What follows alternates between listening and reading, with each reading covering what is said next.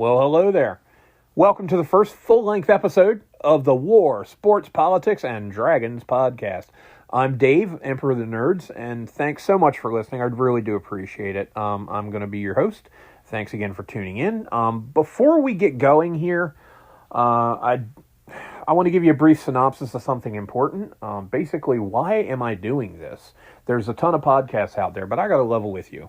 I'm multi-talented. I can talk about more than one thing. There's politics, there's war, there's sports, there's role-playing games, there's all kinds of stuff going on. I've got a good amount of experience in a lot of different areas, and I've got a pretty broad base of knowledge. So, hey, knowledge is the thing. I love learning. I love sharing and getting information. That's why I was so content when I worked in the news industry for 17 years. Yes, I was a sports writer and focused on that, but when you have access to the Associated Press website and you can see the stories coming across the wire as they're being written before they're put on a page of the newspaper, these are the days I'm talking about. A lot of my time in the newspaper industry was before everyone had a smartphone where you could just pick it up and look at all the news headlines instantly. It was a really great and rare privilege. Plus, being in the middle of events as they were happening was really cool. And as a sports writer in particular, I felt like I was being a paid sports fan and dearly, dearly loved the job. So that's part of why I do this. I love information and just love being in the middle of stuff. The thing about information, though, is, guys, I got to level with you. The phone you hold in your hand is like carrying the Library of Congress around in your pocket. Think about, as a kid, what people my age, I'm 55, think about what people my age could have done if they had access to that kind of data in the 1970s or 1980s. You know, now kids are able to look up basically anything that mankind has ever learned, discovered, or thought. And instead, we're wasting time on cat videos on TikTok. So part of why I'm here is I want people to know more stuff. I want to spread the word about whatever the word might be this week. And there's an old curse. It says, may you live in interesting times. And I got to level with you folks. We're living in some interesting times. Things are they're interesting. But I think it all started really when I was a little kid. I remember, might have been 6 years old, sitting on my grandfather's lap. And he said, boy, what do you want to do with your life? And I said, Pop, I want to know everything. And I've always had that thirst. I've always wanted to know things, and I've always wanted to see how things work and what's going on behind the scenes and stuff like that. And I wish that had turned into some kind of mechanical aptitude, because I suck at fixing cars and carpentry and things like that. Even though I helped my dad do a lot of home improvement work, I poured my share of cement. You know, I've been on a roof a few times. Dad had a rule when you were working on the roof. If you fell off the roof while you were working, you were fired before you hit the ground because you were leaving the work site without permission. That was his rule. That way he didn't have to pay medical bills. If you fell off the roof, you're fired before you land. So I did not gain my dad's mechanical aptitude. He's amazing with engines and things like that.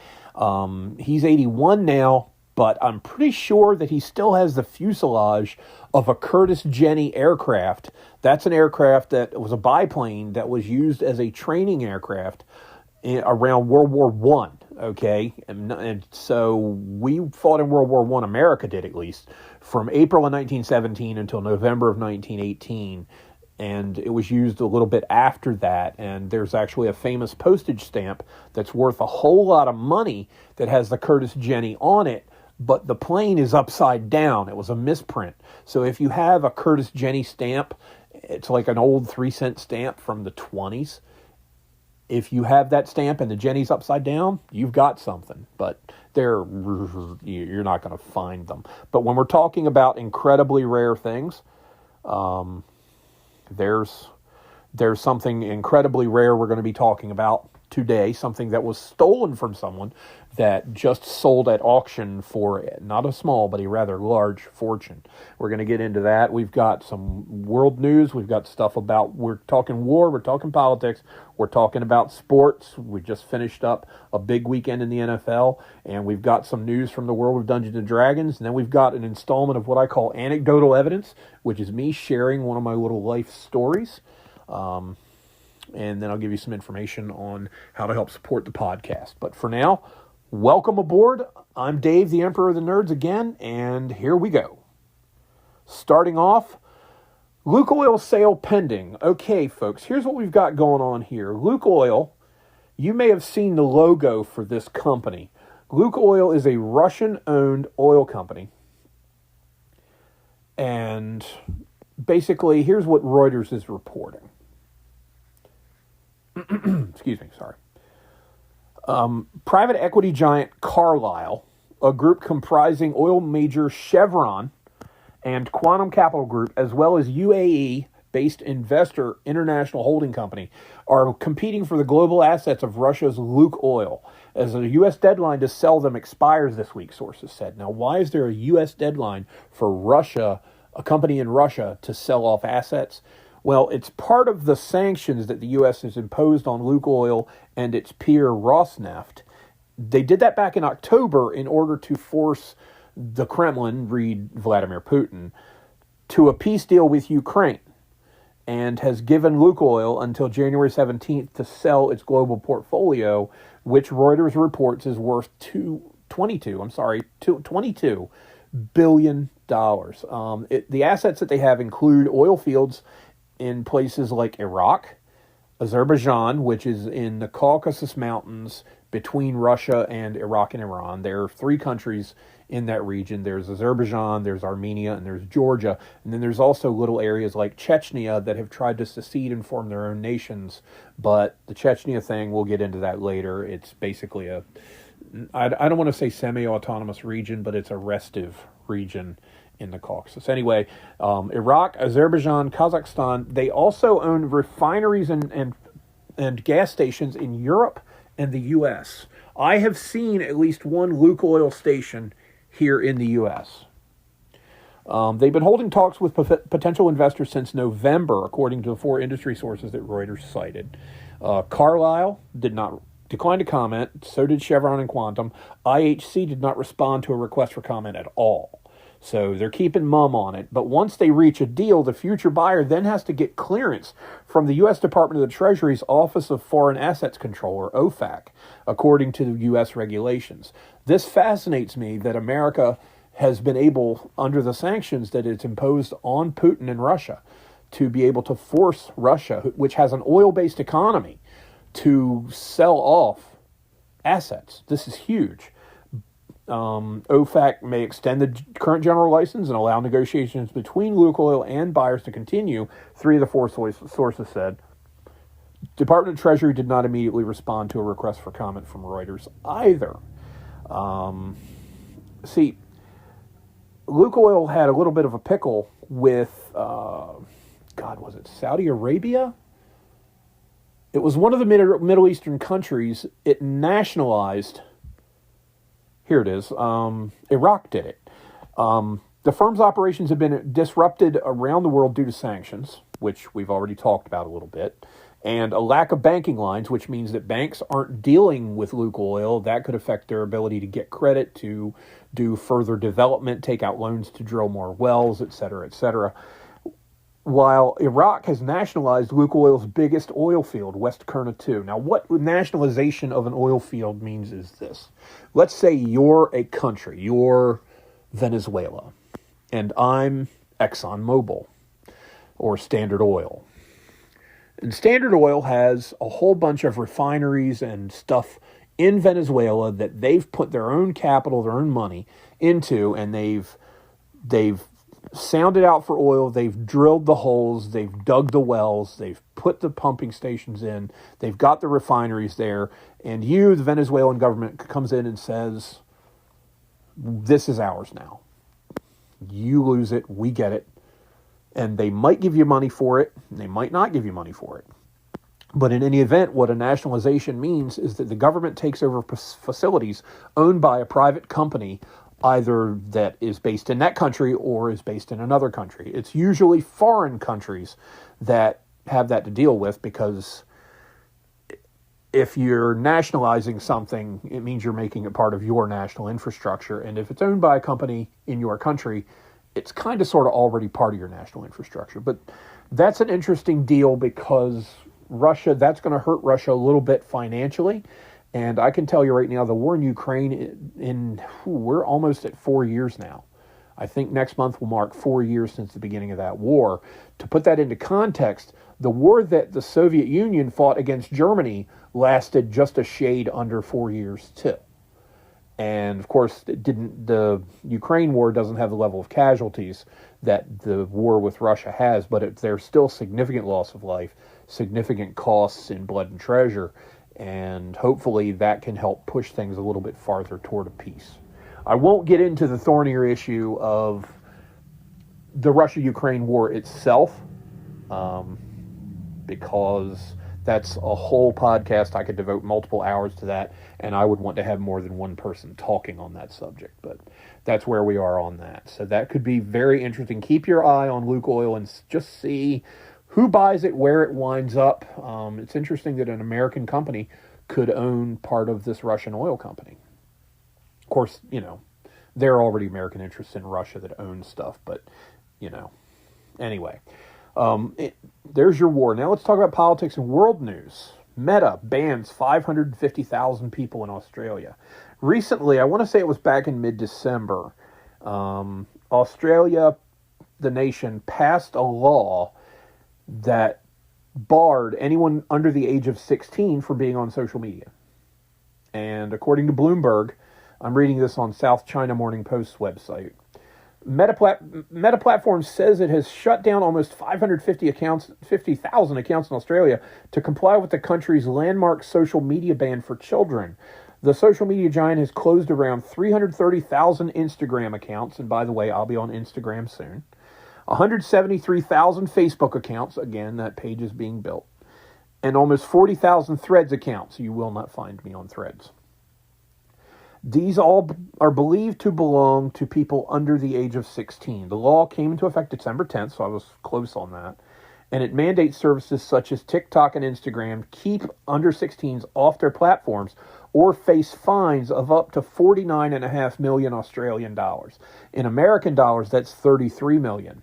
That's interesting to me because that means that the Australian dollar is worth about 66 American cents.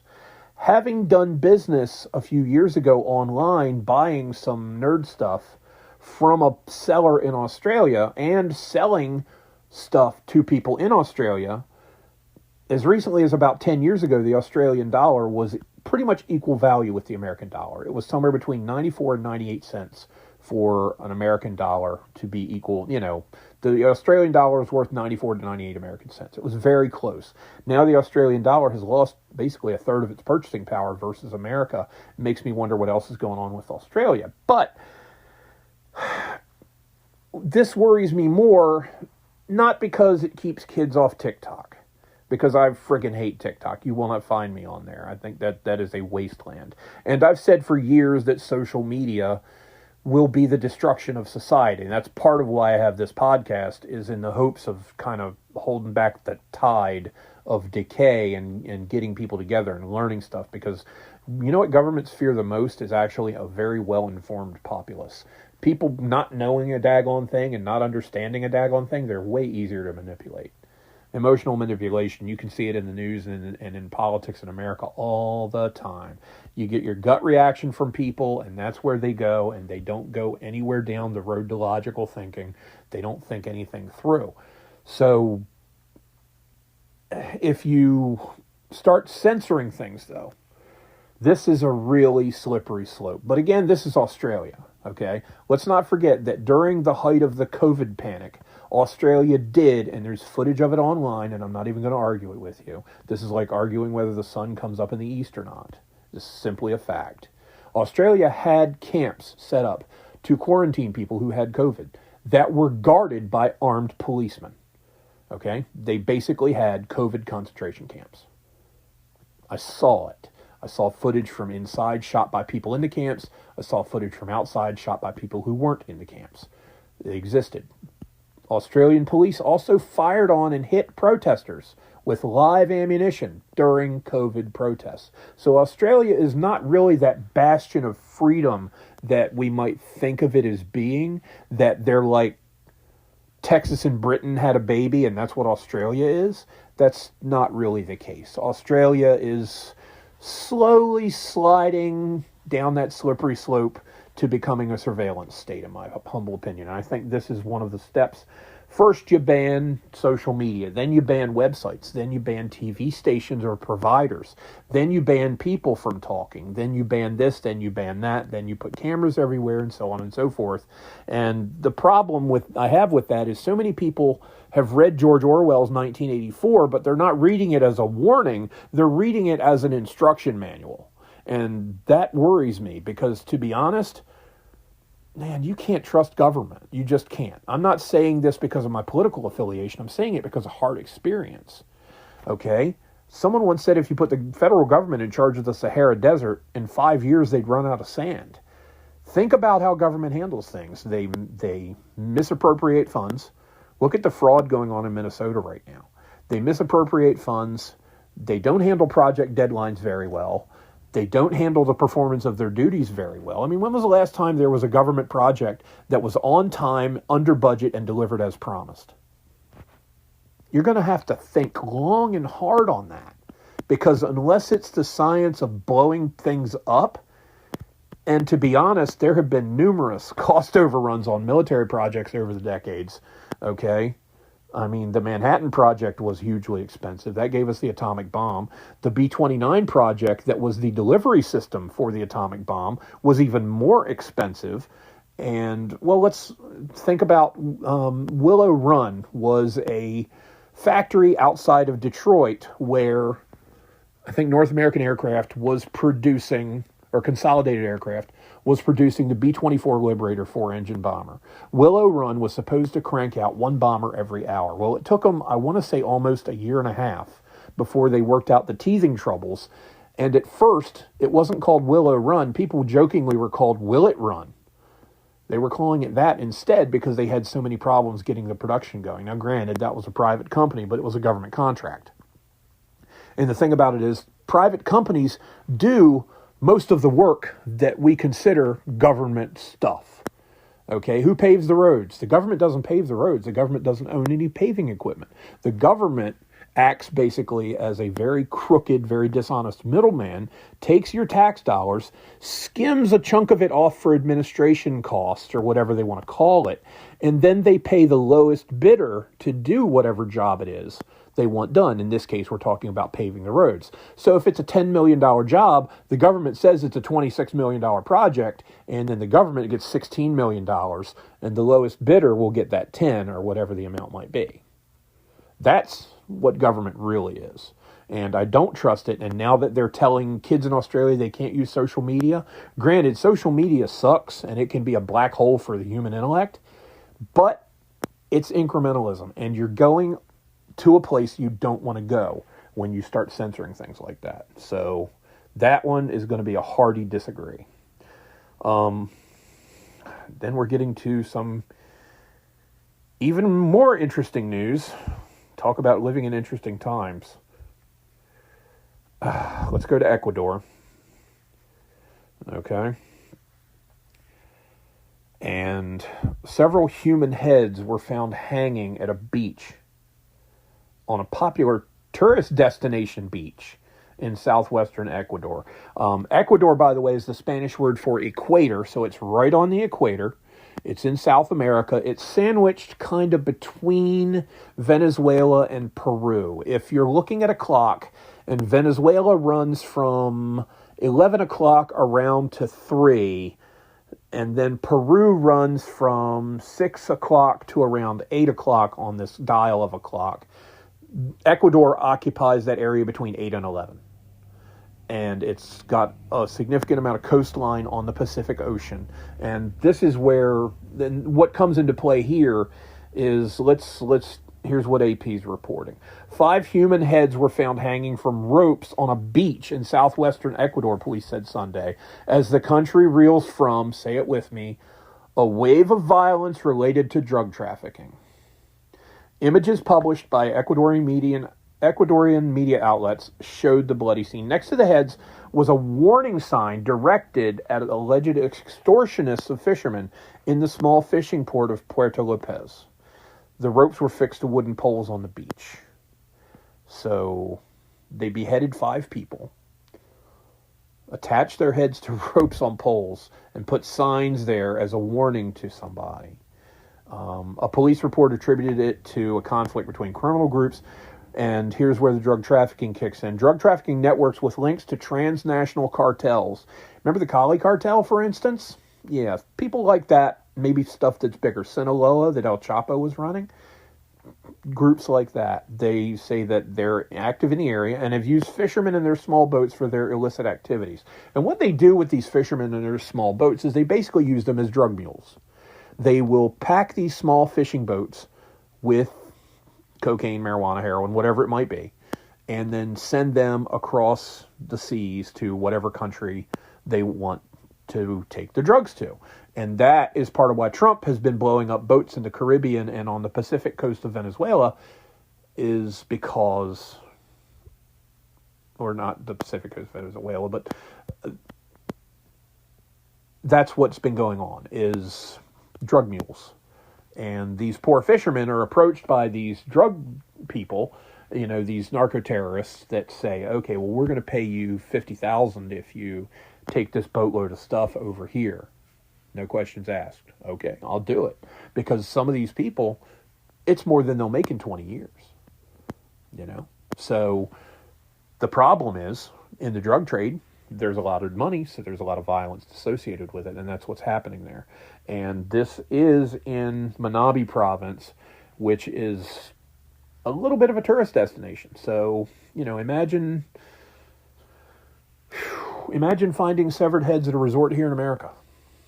That'd be wild. Panama City Beach, there's severed heads and a warning: don't take your boat full of drugs to this neighborhood, or whatever the case may be. It's creepy stuff. Very creepy.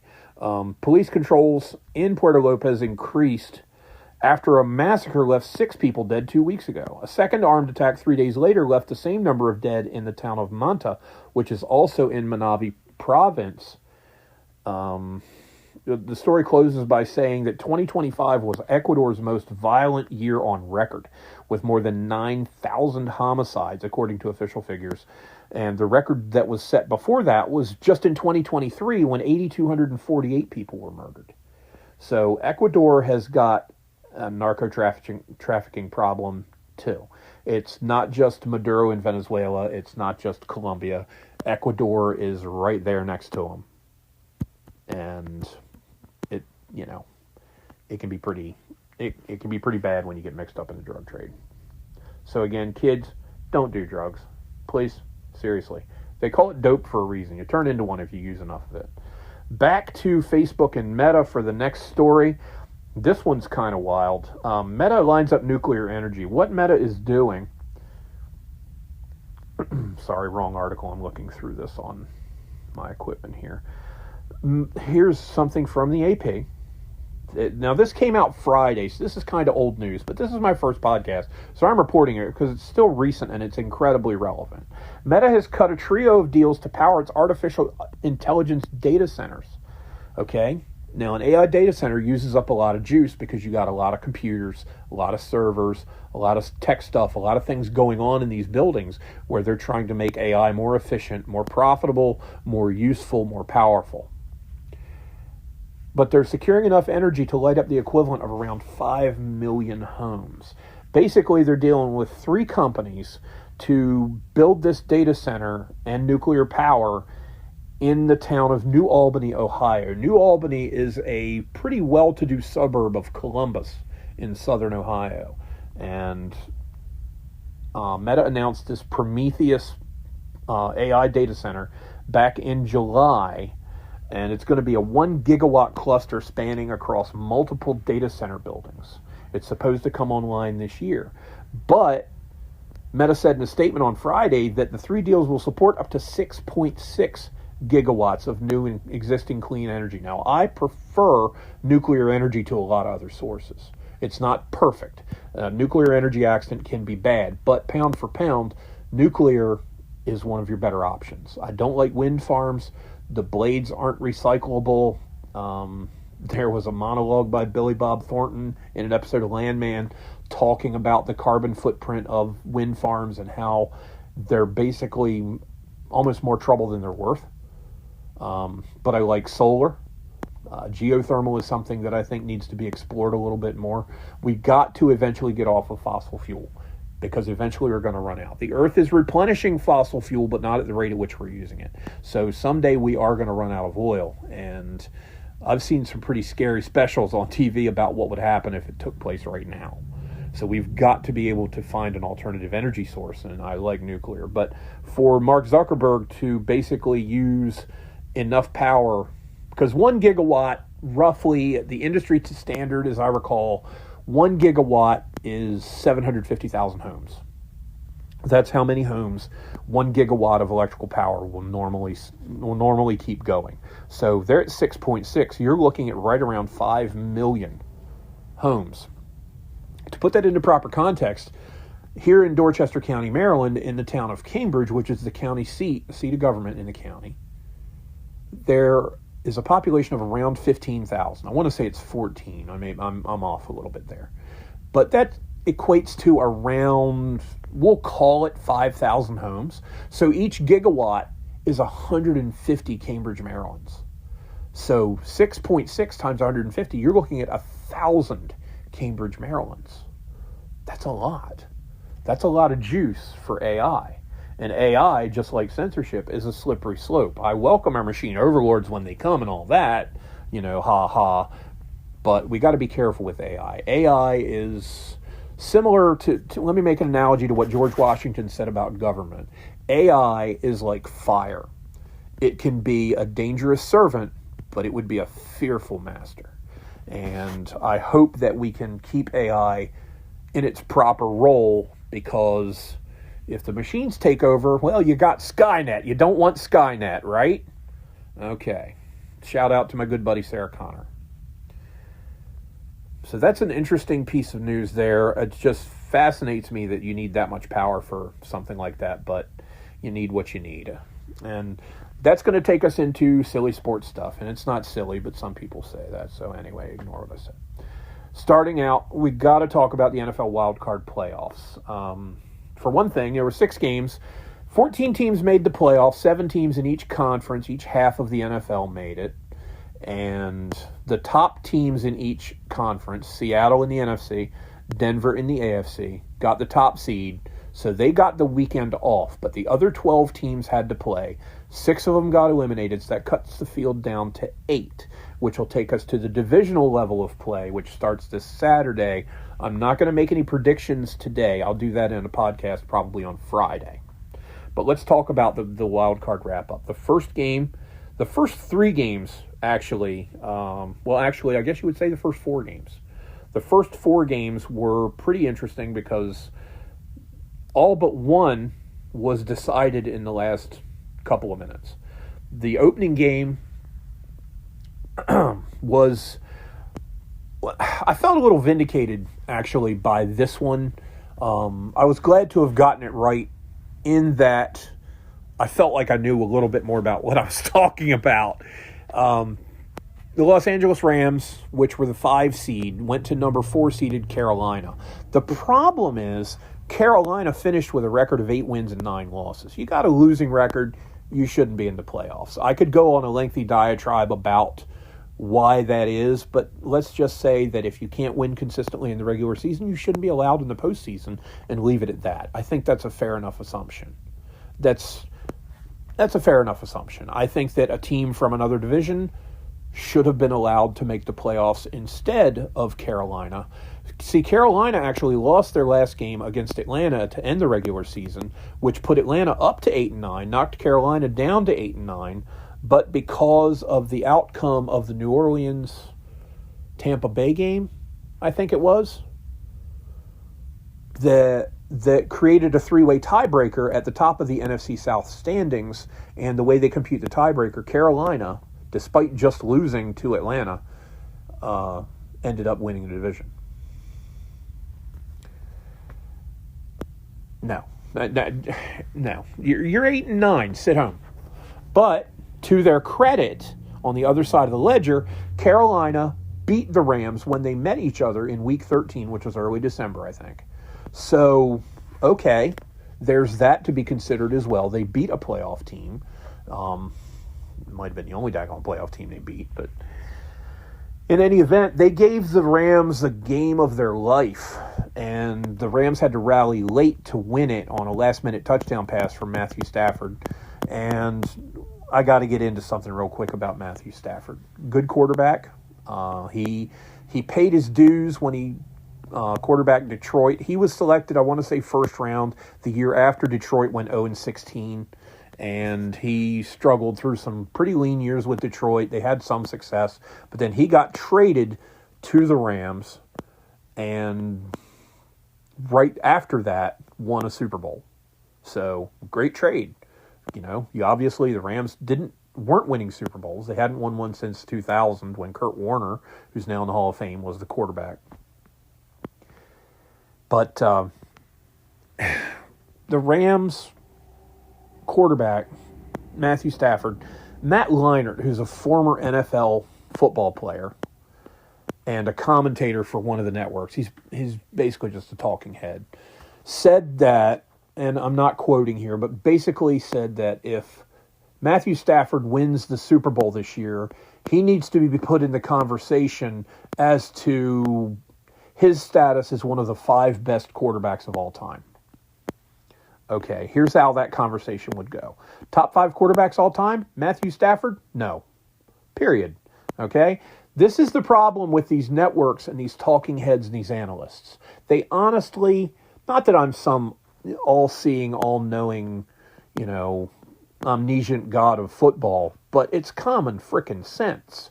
Yes, winning 2 Super Bowls is a good thing and it's a mark that you're a good quarterback, but let's follow this logic out a little bit. Let's put a little bit of thought to this, because what they did was they sat down basically in a planning meeting and said, you know what, Matt, you ought to say this about Stafford because that's going to generate buzz on Twitter and we'll get likes on Facebook for it.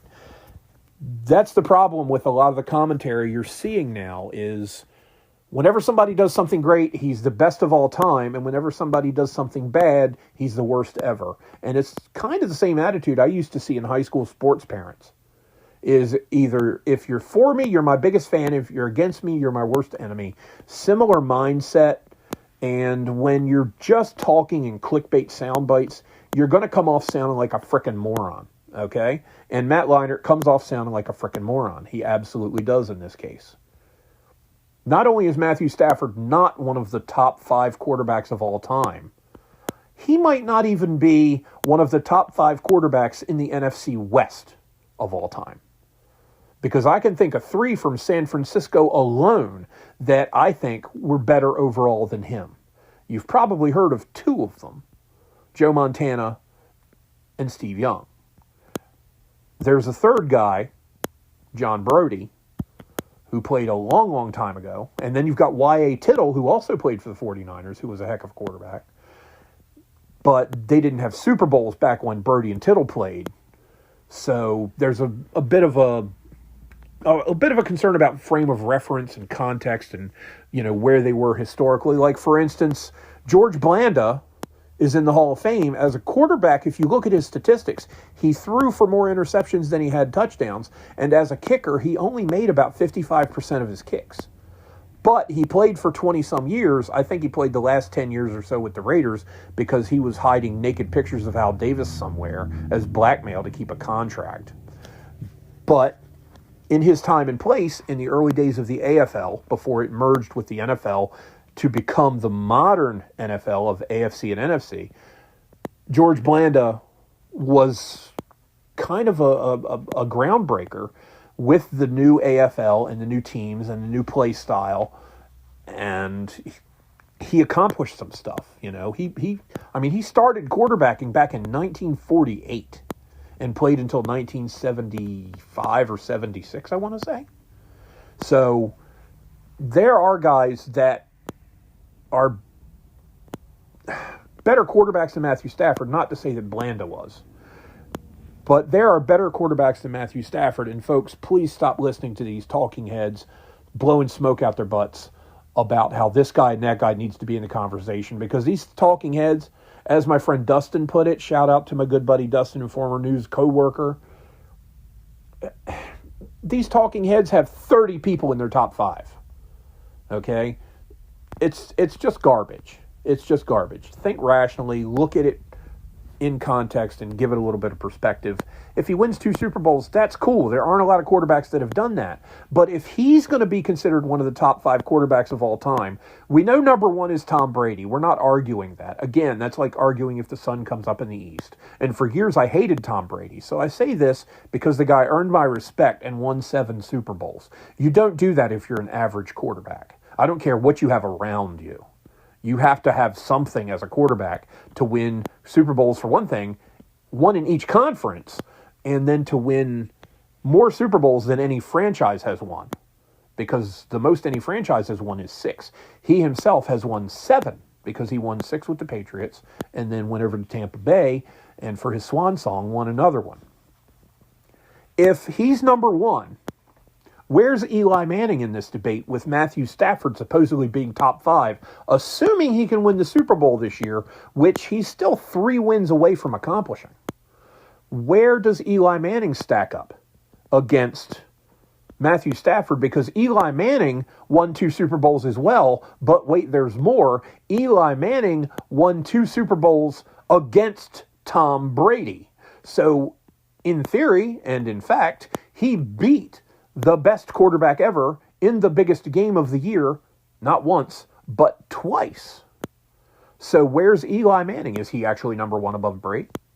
Is he number 2? Is he number 4? Is he number 5 below the great Matthew Stafford, who didn't exactly set the world on fire and didn't change the dynamics of his team when he got the starting job as a young quarterback with the Detroit Lions?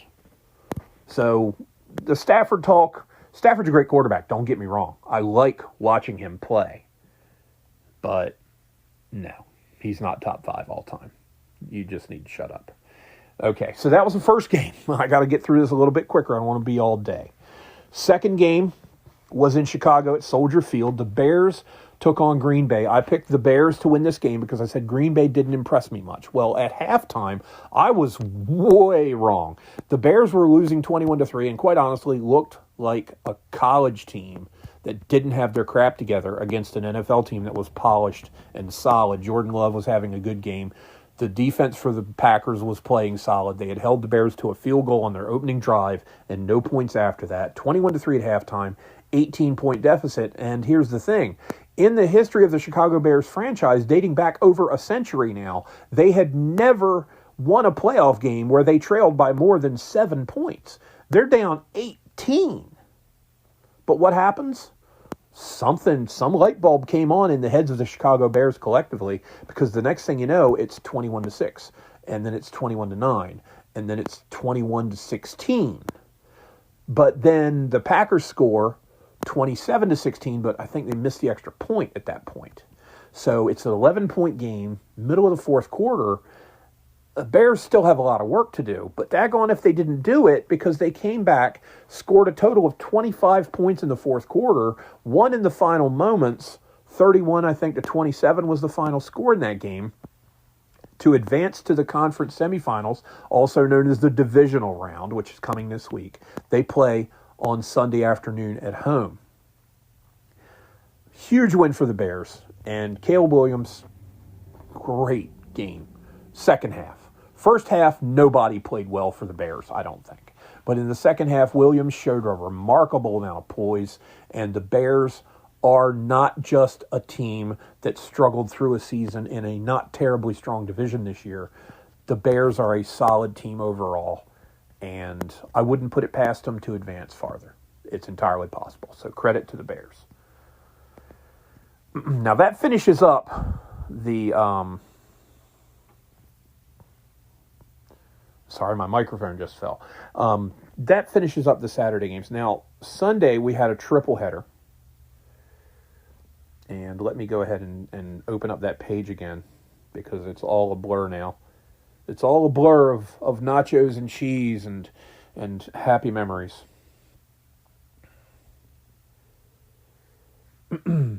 So Sunday we had a triple header. We had a 1 o'clock game, we had a 4:30 game, and then we had a 8 o'clock game. And with the first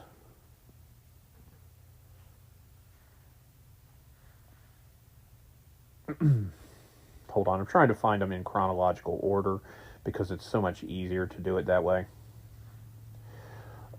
But the first game Sunday, wow, that was a loud truck just drove by. The first game Sunday, forgive me guys, I'm still new at this. I'm gonna sound a little off. Sorry.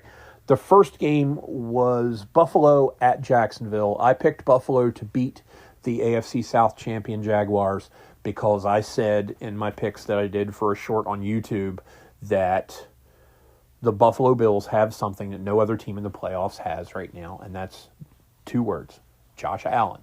Well, Allen got dinged up a little bit, and it took him until the final moments, but the Bills pulled it out and managed to beat the Jags on the road. So now the Bills are in the divisionals.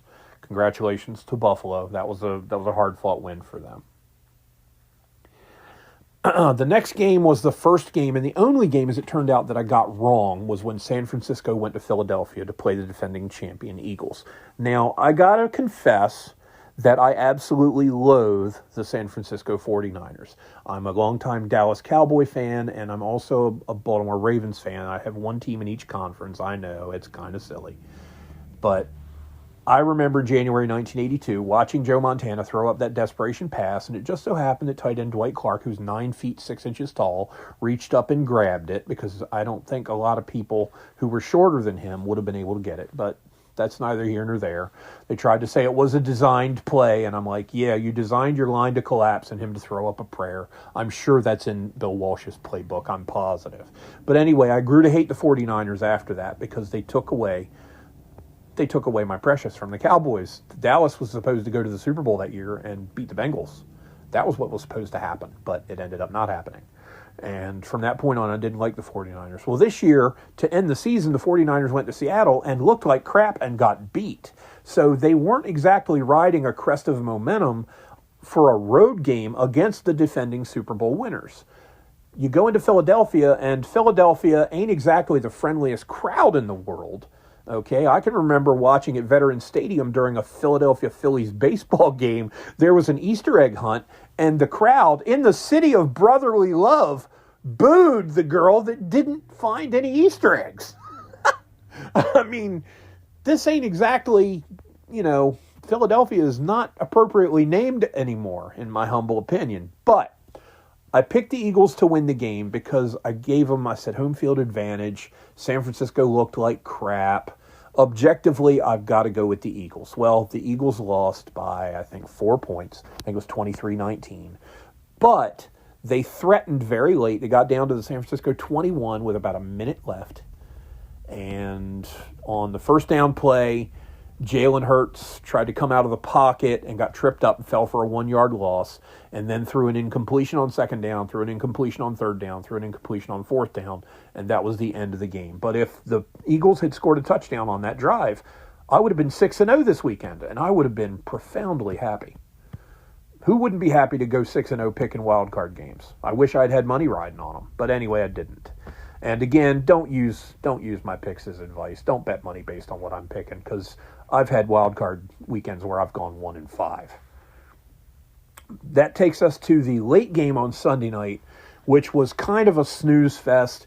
San Diego Chargers went to New England, and the Patriots didn't really trounce them or anything, but the defense played a solid game. They got just enough out of the offense, and the Patriots beat the Chargers, who were second in their division, the NFC West, 16-3. So New England, the 2 seed, advances. They'll play at home on Sunday, and if they win, they'll take on the winner of the Denver game. And we'll get to the schedule in a minute. Monday night brought us to the final game, and I got to tell you, I was glad to get it right, but sad in a little way to see how it happened. Houston, who finished second in the AFC South and ended up as the 5 seed overall, went to number 4 Pittsburgh, who had basically gotten lucky to win the division because in their game the previous week to end the season at home against the Baltimore Ravens, they were up 2 points. The Ravens lined up for a game-winning field goal that should have been made, but their rookie kicker missed it. So the Ravens finished 8-9. We'll get into the Ravens later on because I've got another subject to discuss regarding them. And the Steelers at 10-7 won the AFC North and got to host a playoff game. Well, Houston came to town, and even though quarterback C.J. Stroud, who hadn't lost a fumble all year during the regular season, he managed to fumble and lose the ball twice in the first half. And Houston's offense kind of sputtered, but they did manage to score 1 touchdown. However, Houston's defense locked in, played some very solid ball, and held the Steelers to 2 field goals. I think one of them came off of a fumble and one of them did not, but it may have been that both field goals were points off turnovers. In any event, it's 7-6. Houston's up halftime, and they kick a field goal third quarter and make it 10-6, which is you're still 1 mistake away from losing. But then it happened. Aaron Rodgers got sacked, ball got stripped, and this is fourth quarter now, I think. And ball got stripped, scooped up by a defender for Houston, run back for a score. It's now 17-6. Yeah, there were 11 minutes left in the game, so we're early fourth quarter. And Houston's up by 11 points. 11-point lead with 11 to go. You're up 2 scores. That's a pretty solid lead, and Pittsburgh's not looking good. And I said something on Twitter along the lines of Pittsburgh's really got their work cut out for them, but to their credit, they have a Hall of Fame quarterback in Aaron Rodgers. Now, as you recall, Aaron Rodgers actually beat the Steelers that he's playing for now. He beat them in a Super Bowl when he was quarterback for the Packers about a decade ago. So he's got the postseason experience. He's made his bones. He's going to have his plaque up on the wall in Canton, Ohio in 6 years if he retires after this year, and there's a lot of speculation that he might. He wasn't playing a great game. The offense wasn't performing. They weren't getting the run through. The defense for Houston was playing solid and containing a lot of stuff. I saw way too many drop passes by the Steelers in the second half in particular, and they just couldn't get anything going. Houston got the ball after another Steeler punt and went down the field and scored to make it 24-6. Now we're at about 3 minutes left, 3.5 minutes left. This game's over. It's an 18-point lead. Now, granted, the Bears rallied out of it, but it took them the whole second half to do that. Right now, the Steelers haven't accomplished much of nothing the whole game, and they've got less than 4 minutes to try to score 3 times on a team that's been dominating them on defense. Not going to happen. What happened was even worse. Aaron Rodgers, on his last pass attempt of the season, possibly of his career, threw an interception that got returned 51 yards for a score that made it 30-6. Houston somehow missed the PAT, so that's where the final score remained. Now, as a joke, I've said for years that when a quarterback throws an interception, it should be counted as a completed pass because someone caught it. But if the ball is returned, any return yardage should be deducted from that quarterback's passing yardage total as a penalty for throwing the pick, in addition to having the interception show up in his statistics and affecting his rating. And there was a point at which, in my career as a sports writer, I knew how to compute an NFL quarterback rating. There's a couple of different ones. There's a college rating where the numbers can be astronomical. You can have a college quarterback rating of 225. But in the NFL, it tops out, I believe, at 158.3 is the maximum rating you can have. I knew how to compute a quarterback rating at one point, is what I'm saying. And Aaron Rodgers has had a pretty good historical quarterback rating because he's thrown 4 times as many touchdowns as interceptions. He's 4th all-time in touchdowns with over 500. I think he had 123 career interceptions. That's a good ratio. If you're 2-1 at TDs to picks, that's a great thing. But it's just sad to me that, to wrap up this game in the wild card summary, that it's sad to me that Aaron Rodgers' last completed pass technically, was a pick six in a playoff game where his team got absolutely thumped. And it was obviously the worst defeat of the weekend. But that said, Aaron Rodgers is definitely going into the Hall of Fame. There's no doubt in my mind about that. And he's had a great career. If he decides to come back to the Steelers next year, hey, more power to him. Lord knows the Baltimore Ravens will probably choke against him twice next year too. Especially since they're going to have a new head coach, and we all know how first-year coaches handle things, except, to his credit, Pittsburgh Steelers head coach Mike Tomlin, who had a winning record his first year and 18 years later hasn't had a losing record. So despite the fact that they lost in the playoffs, and that's 7 straight losses in the playoffs, so at least 6 times in a row, the Steelers had been 1-out in the playoffs. Despite having a terrible playoff showing for the last decade, Mike Tomlin has posted 19 consecutive winning seasons as the head coach of the Steelers, and that's commendable, especially as a start to your career. The legendary Tom Landry, coach of the Dallas Cowboys, didn't do that. His first year with the 1960 Dallas Cowboys, they were 0-11-1. Now, granted, they were an expansion team, but he had to build them up. And by 1965, 1966, they were playing against the vaunted Packers in the NFL Championship. They lost, but that's another story. They ended up winning Super Bowl VI, ended up winning Super Bowl XII. They lost 5, they lost 10, they lost 13, but they were in 5 of the first 13 Super Bowls, and they were in, I want to say, 15 of the first 17 NFC or NFL pre-merger championship games, which is the game before the Super Bowl. So Dallas built up a strong record under Tom Landry, but he did not start with 19 consecutive winning seasons. Only Mike Tomlin has done that, so I'll give him props for that. If Pittsburgh decides to keep him, I will understand. If they decide to let him go, I will understand. But I can tell you right now that unless he decides to not coach anymore, somebody will want him. He will be coaching somewhere next year, in my opinion, unless he retires. He will be coaching somewhere next year. Okay, now I've wrapped up the games. Final comments on all this. Josh Allen's health. First, let's start with quarterback for the Bills. He got a little dinged up in the game. He took a few hard knocks against the Jaguars. Jaguars had a pretty solid defense. They went 13-4. They were no slouch. And I'm thinking he'll be playing next week, but he looked like he had had a pretty rough night by the time things were over with. And for him to rally and get them to win in the last moment was very commendable. And that's why I've said, and other people have said it before me, that he is still the best quarterback in the playoffs right now. Of the teams, of the 14 teams that went in, he was the best quarterback of the 14. The biggest winner of the week, I think, was Houston, because they showed that despite not winning their division, their defense is for real. Now, one of their defenders, the guy who returned the interception for a touchdown, said that he thinks they're the best defense out there right now.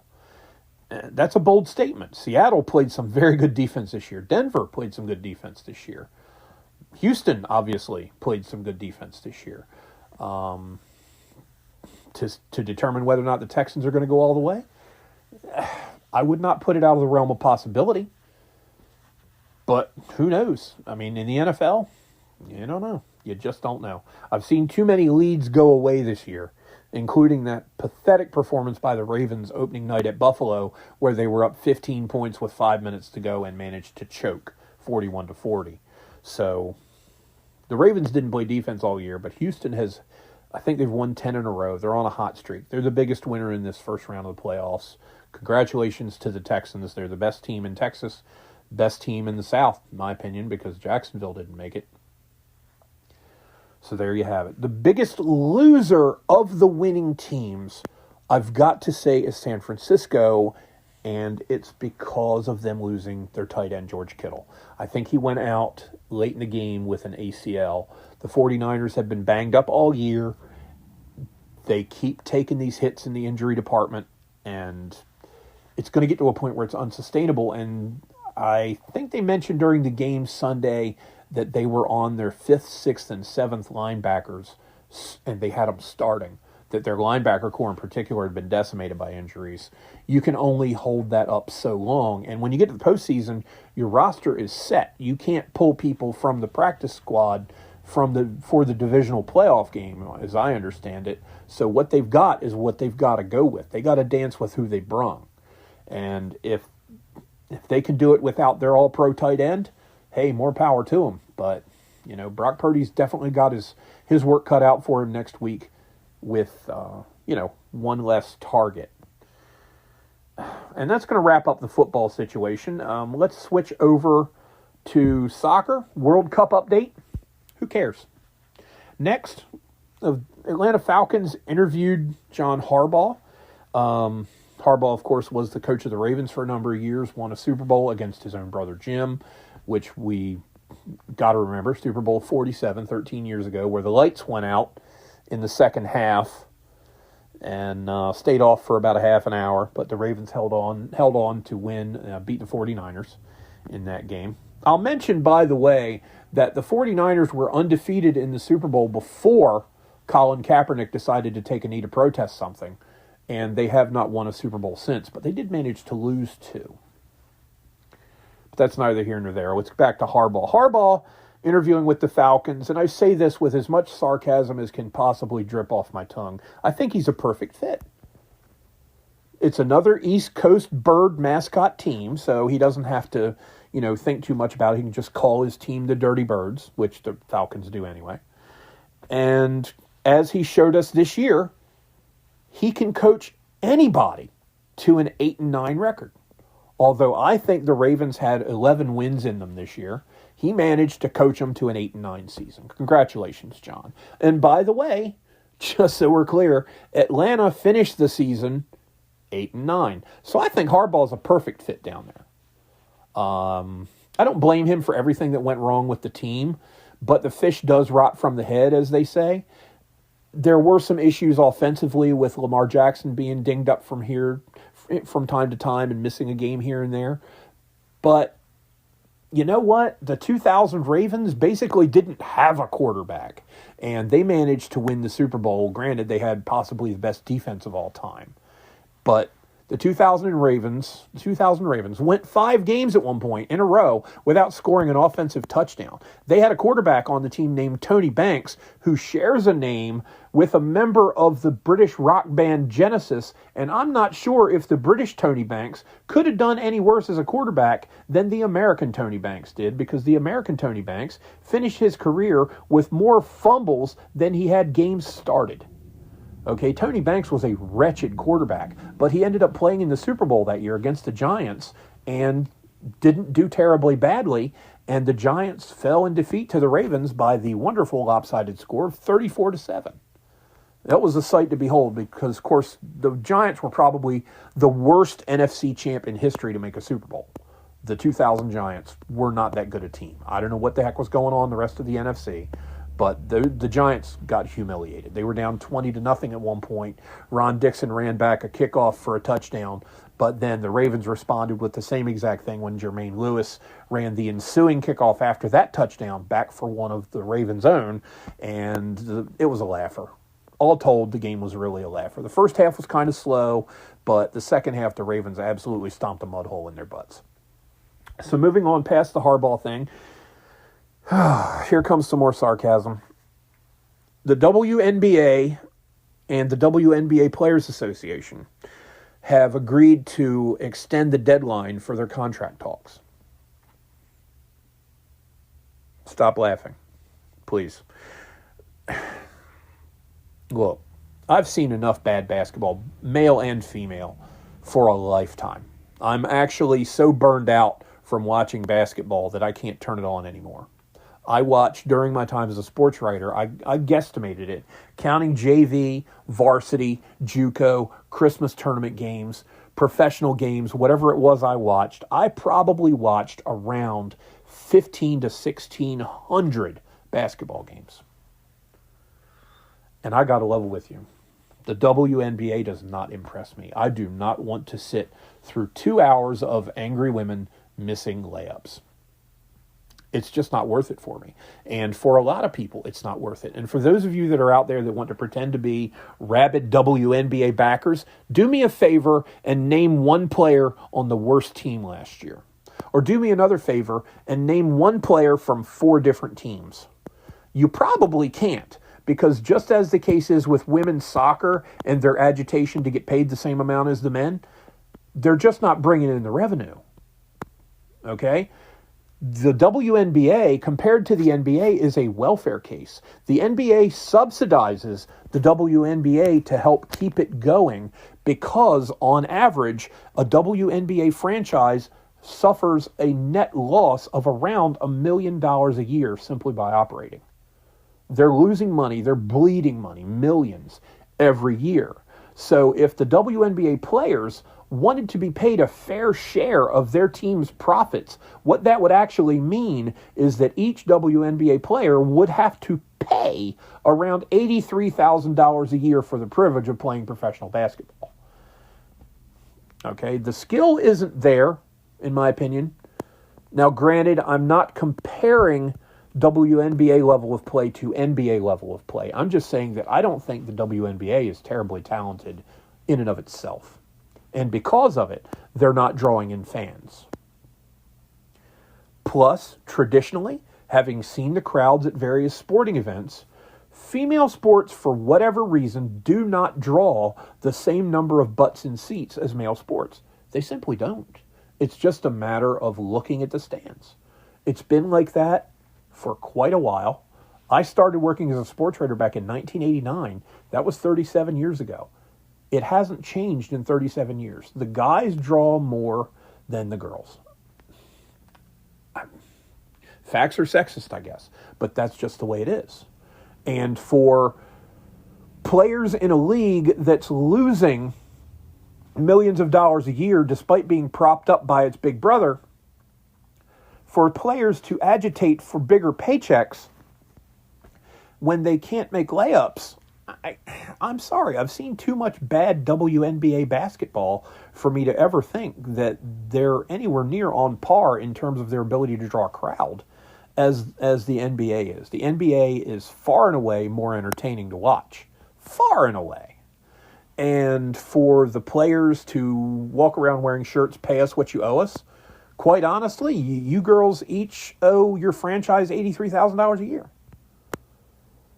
Because you're playing in a league that's losing money. And yes, the NBA, when it first started for a number of years, operated at a loss. But it eventually got better. The WNBA has been in existence since the Bill Clinton administration. It might have been in existence since the administration before that, which was George H.W. Papa Bush. Okay, so it's been over 30 years, and the WNBA has yet to turn a profit. If you had any other business in the country that had run for 30 plus years and hadn't turned a profit, you would call it the federal government. Okay, because nobody else can operate at a net loss that long. They're basically the corporate welfare stepchild of the NBA, and I think it's hilarious that the players should agitate for more money. You know what's going to be even more hilarious is when they end up winning in the negotiations and getting a pay bump, and then the league continuing to lose still more money. That's my forecast. That's my prediction. I hope I'm wrong. I hope I'm wrong. I tend to be a little pessimistic, and I don't see that changing. I just don't. But that's going to end the sports portion of the program. Now, we've discussed war, we've discussed sports, we've talked about politics. Let's get on to the Dragons. And we've got some bad news from the world of Dungeons & Dragons.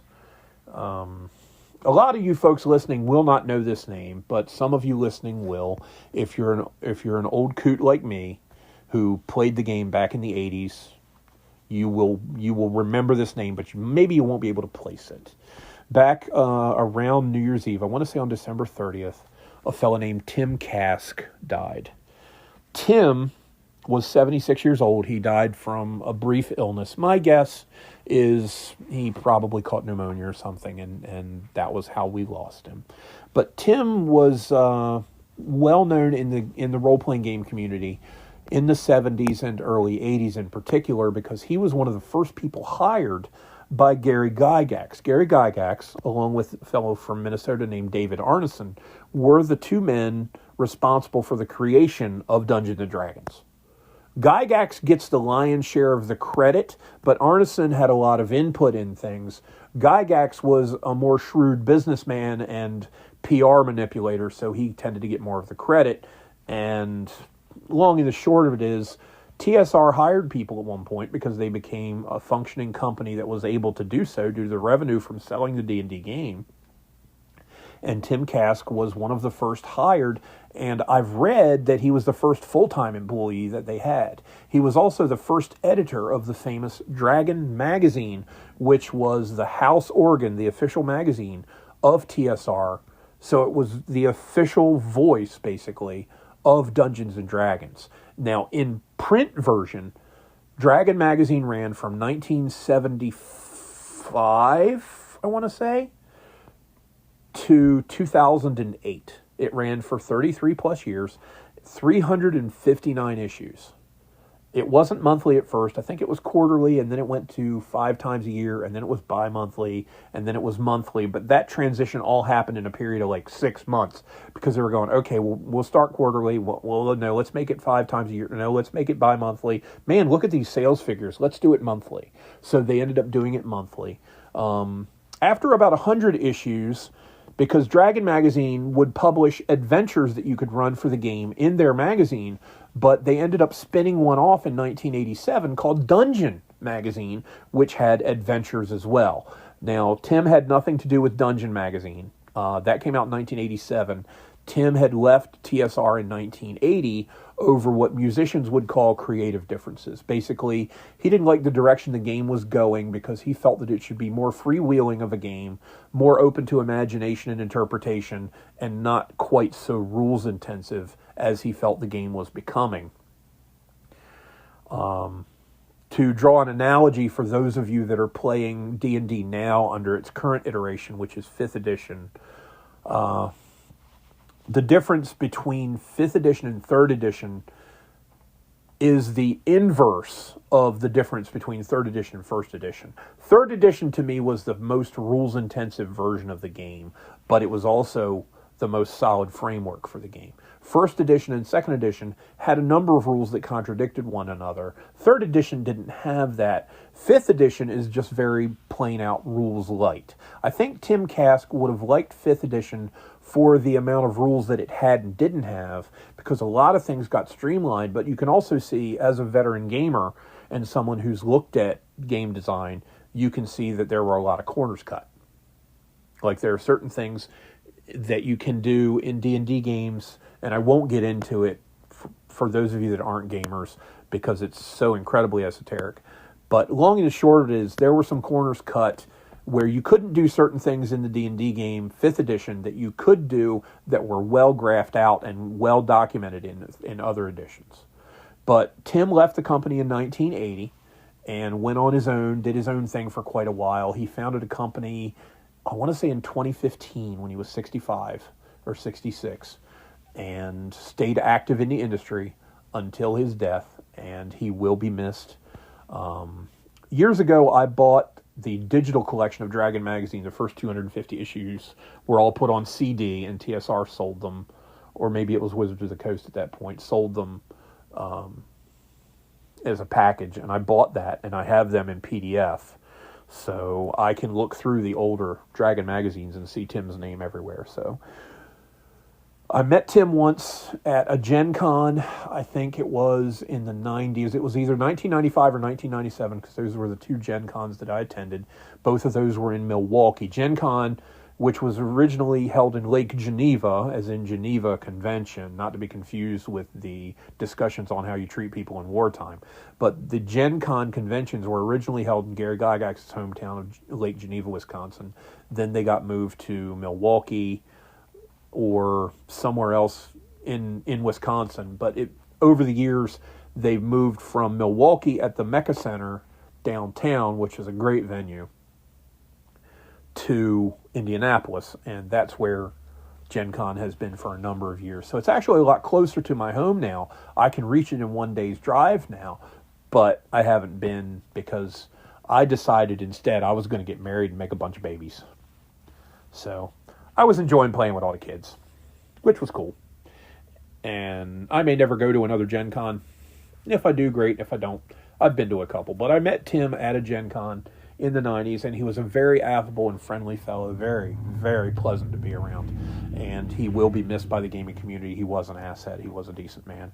So, goodbye to Tim Kask. Now, next topic is anecdotal evidence, and then we're going to wrap up.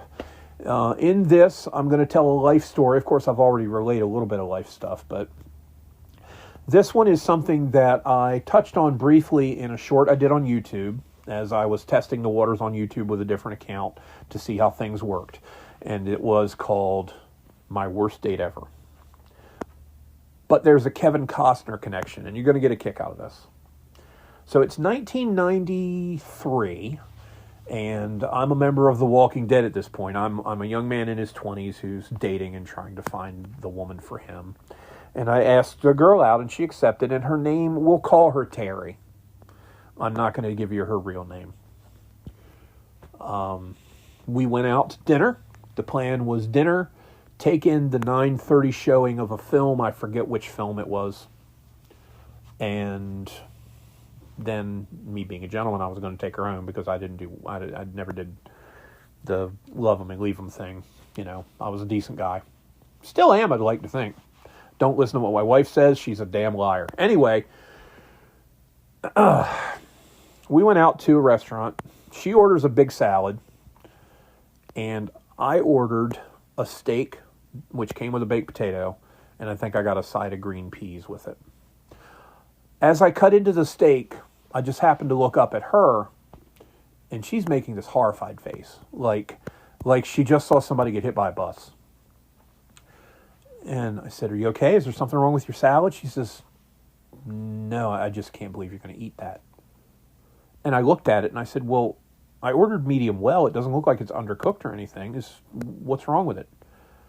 I didn't realize that you ate murdered animals. Well, campers, I got to tell you, it was at this point, and forgive me for swearing here, but it was at this point I realized this bitch was walking home. I'm not going to put it any other way. And I'm like, you know what? I'm not doing this. I'm not putting up with this. And because I can't stand hypocrisy.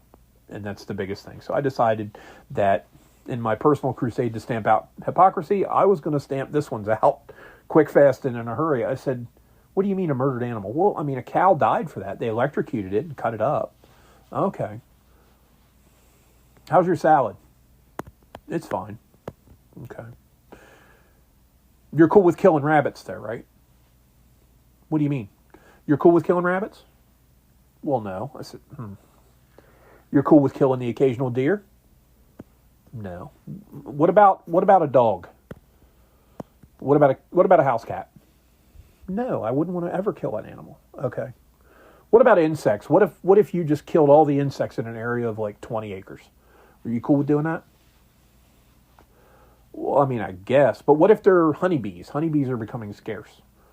"Okay, well, maybe not honeybees." "Well, what about mosquito hawks? Mosquito hawks eat mosquitoes. Okay, they're a great predatory insect. You're cool with killing them?" "Well, I don't know." "What's your point?" I said, while they were planting your lettuce and raising and cultivating your lettuce so that you could sit there and feel all self-righteous, thousands of rabbits and moles and insects, the occasional deer that strayed into the fields nibble on the lettuce, the occasional dog, the occasional house cat, God knows how many birds, all died from the pesticides that were sprayed on these crops. The pesticides don't discriminate between, a harmful animal and an unharmful animal, so to speak. And thousands of animals die in the process of growing stuff for vegetarians to eat. You don't have a problem with that at all, but you have a problem with my steak, okay? "Well, that's not what I'm trying to say, and you're kind of overinflating it," she said. "No, I'm not overinflating it because I'll give you one more thing. The cow that died that's on this plate right now, I'm going to eat it. Other people are going to help me finish eating it. Okay, this cow isn't going to go to waste. But all those bunnies and house cats and dogs and deer that you killed are going to lay in fields and rot. So not only are you killing animals, you're wasting them. Enjoy your salad. And I kept on eating my steak. At that point, it was as if a wall had come down between us because she didn't exist to me anymore. I'm done with this crap. You don't bust my chops about killing animals when you've killed more. I'm sorry, I took it poorly. And Terry, if you're out there, I'm sorry, but you started it. She gets up and leaves, goes out into the lobby, gets on a payphone, calls someone who comes and picks her up. So I was right. She weren't coming home with me. I wasn't taking her to her house. Now, fast forward to 2023, I think it was. Wife and I are watching Yellowstone, and there's a scene where there's a protest in town, and Kevin Costner and his police buddies show up to break up the protest and arrest the protesters, and they're protesting farming and ranching in particular because animals are killed by ranchers to make meat. Kevin Costner, and you can find this video on YouTube, Kevin Costner basically lays out the same case that I laid out in 1993 about, I think he said, every mole, every vole, everything that crawls, walks, or flies that comes into that field dies so that you can eat your quinoa and feel important. That's not exactly how he put it, but he put it similar to that. And I'm like, whoa. Okay. Because I'm like that meme where Leonardo DiCaprio is pointing at a TV screen. That's me lying in bed next to the wife watching Yellowstone. I point at the TV and look at Mandy and I go, I said this. I had this argument in a restaurant in 1993. I can't believe this. It was almost as if they had bugged the restaurant. It was that close to the experience that I had. And that was my worst date ever because never again, never before did anybody who went out with me not finish the date with me. And I had some humdingers. Okay, I had a couple different dates that were just off the charts weird. Yeah. But we'll just leave it at that.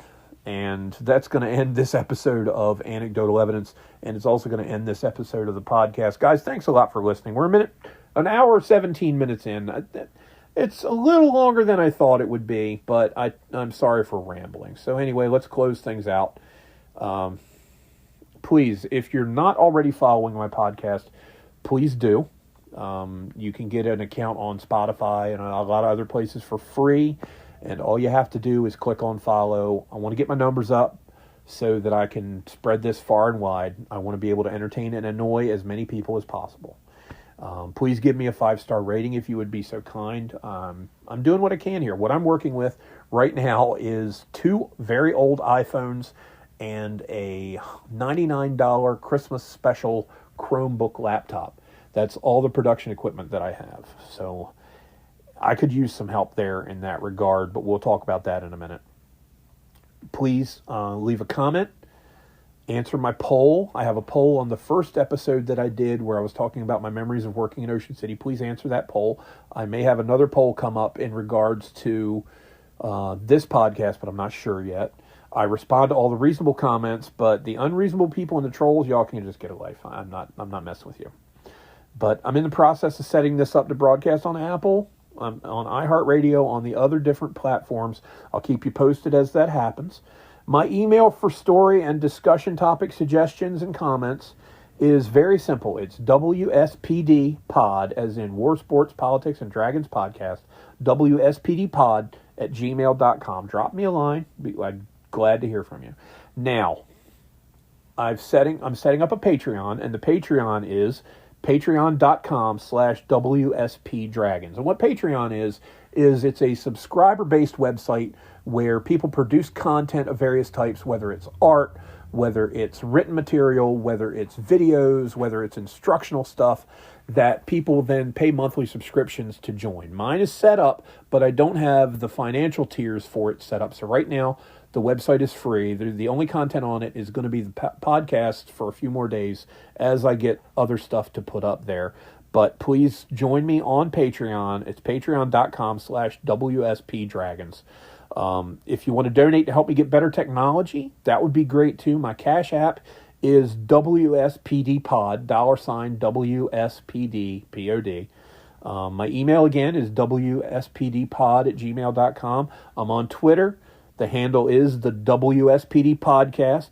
Follow me there. On YouTube, I am at the WSPD Podcast. Please join me in this. We're going to have a lot to talk about. We're going to have all kinds of stuff going on. Talk about world events, talk about history, talk about gaming, talk about funny stuff. I've got a ton of dirty jokes I'm debating whether or not I want to add to the podcast. I'm trying to keep this PG rated, because I can swear like the best of them, and I'm trying not to do that. But anyway, thanks for listening. I really appreciate it. Please subscribe to all my stuff. Join me on my socials. Follow me. Get notifications set up so that when I have new stuff come out, you can hear it. Spread the word, please. Word of mouth is the best advertising there is. And help me, as I said, help me entertain and annoy more people. I really appreciate you listening this far. I thank you for your patience, your perseverance, and listening to me ramble about Matt Leinart and Dwight Clark and all the other silly stuff that I went over. Thanks again. I'm wrapping up inaugural full-length episode here. And gosh, everybody have a great day. I will see you later on in the week when I do divisional playoff predictions for the NFL. We talk about a little bit more world news. There's a lot going on. Like I said, we live in interesting times. And thank you for spending some of your time with me. Take care now.